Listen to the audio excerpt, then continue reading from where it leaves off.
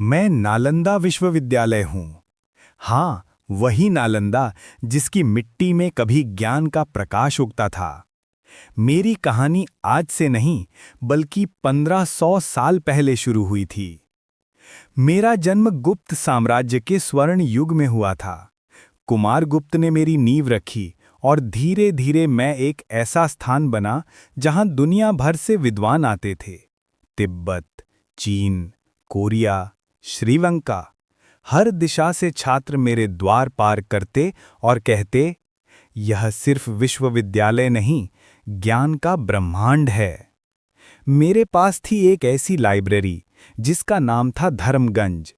3 मंजिला, अनगिनत पुस्तकों से भरी, इतना ज्ञान कि उसे पढ़ने के लिए एक जीवन भी कम पड़ जाए। मेरे गुरुओं की विद्वता इतनी महान थी कि चीनी यात्री ह्वेनसांग मुझे ज्ञान का महासागर कहकर गया। मेरे आंगन में बहसें होती थीं, सूत्र लिखे जाते थे, विचार जन्म लेते थे। मैंने हजारों साधकों को उजाला दिया, और यही उजाला एक दिन कुछ लोगों को चुभने लगा। फिर आया 1193 का वो काला समय। तुर्क सेनापति बख्तियार खिलजी मेरी ओर बढ़ा। वह ज्ञान नहीं, सिर्फ शक्ति जानता था। उसे पुस्तकों की कीमत समझ नहीं आई, और एक ही आदेश में उसने मुझे जला डालने की ठान ली। मेरी विशाल लाइब्रेरी में आग लगाई गई।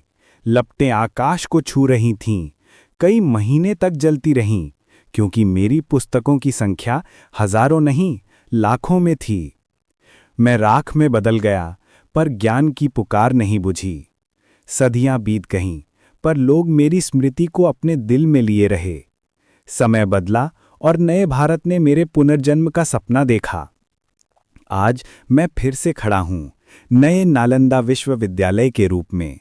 आधुनिक भवन, अंतर्राष्ट्रीय विद्यार्थी और वही पुराना वादा, ज्ञान हमेशा जिंदा रहेगा। मैं नालंदा हूं, मैं गिरा जरूर था, पर मिटा कभी नहीं। और आज फिर कहता